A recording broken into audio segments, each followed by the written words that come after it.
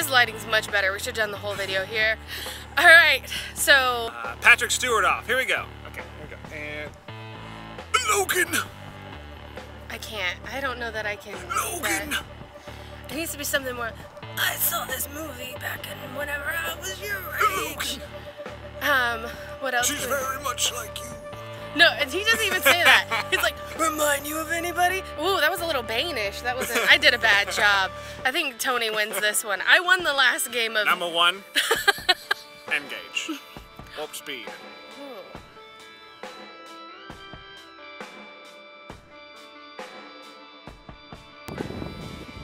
Hey guys, it's Sophia with Kamikaze Kiwi. With me, of course, is Ninja and Booth Babe Tony. Hi. We just got done seeing Logan. It is very, very late.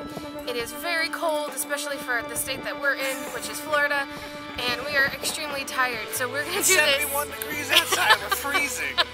We're from Florida, okay? So we're gonna do a very, very fast pros and cons list. So here we go. Pros. It's a good ass movie. It's real good. It's a good movie. The girl does a wonderful job. The young girl. She does an excellent job, actually a lot better than I was expecting.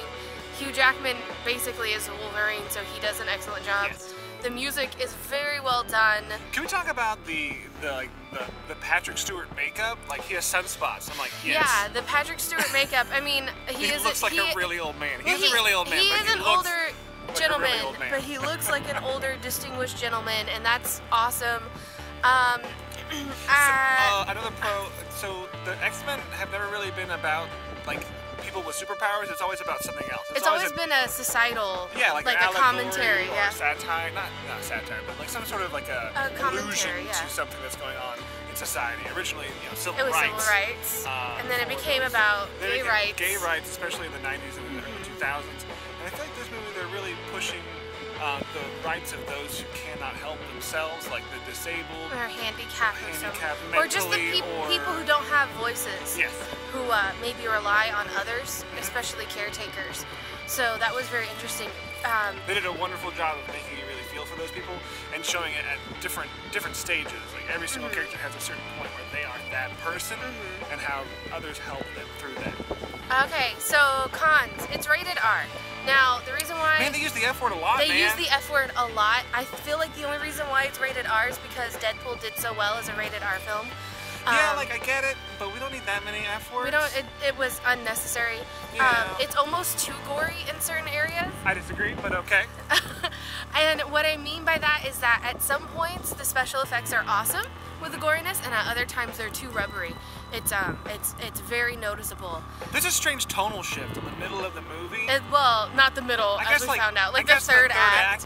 It's like a weird tonal. Like the first act. Like again, they're talking about these really important theming of social issues, mental health, and how you help those around you who have mental health issues, and being a caretaker for those people, and how that feels as a caretaker, and how that feels as a person who's in that position in a way. And then it's just like it changes entirely. It just drops it. See this right here? Hot high rock, and they just magic. dropped it. There's no more of that stuff. The one thing that really got me, and I'm not gonna spoil it for you, but a lot of the main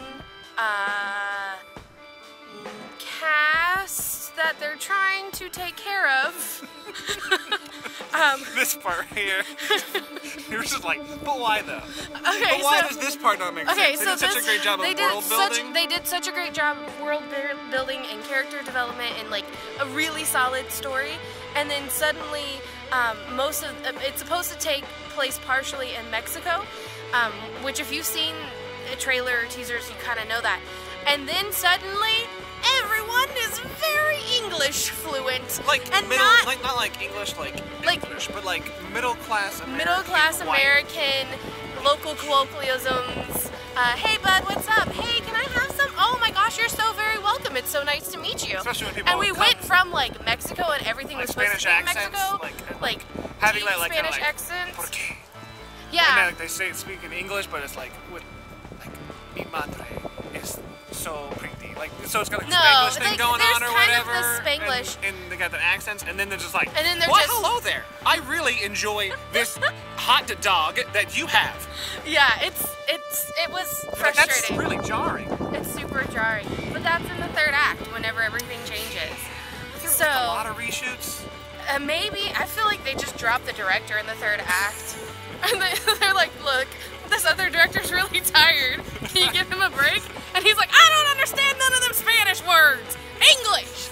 And they're like, but the script calls for, no, she speaks Spanglish now. And that's what we got.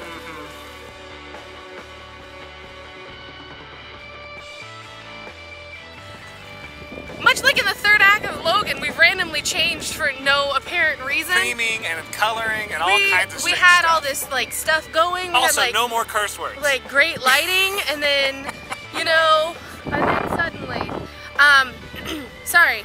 So we're gonna finish this up. Is it worth saying? No, I'm sorry. Music. Yes or music no? was good.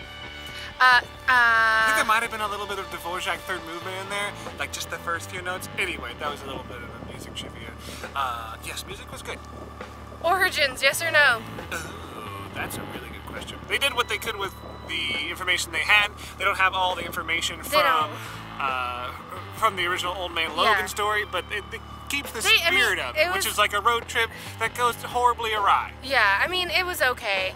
It wasn't like truthful, but there's nothing you can do about that.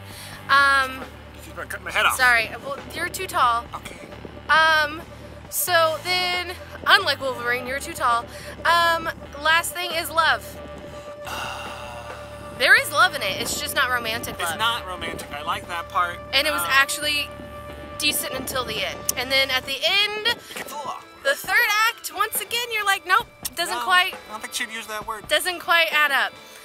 So would you see it in theaters? Yes. Would you see it in theaters more than once? On a cheap night, the second time.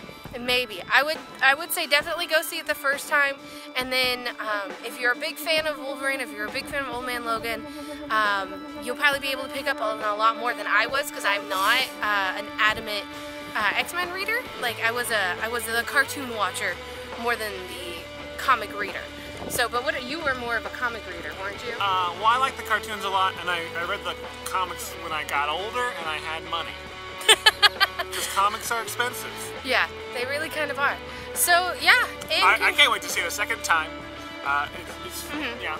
What's the last part? In conclusion, go see it. Yay.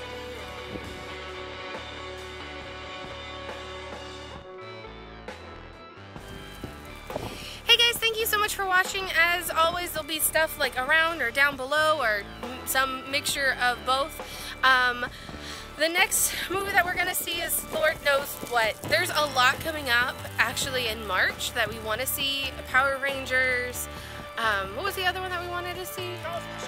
Ghost in the Shell. Oh, I do want to see Ghost in the Shell. It actually looks a little bit better than I was thinking, but I'm not gonna get my hopes up because I know better than to do that. Anyways, thank you for watching. Like, comment, subscribe, all the things that you're supposed to do at a YouTube video hit.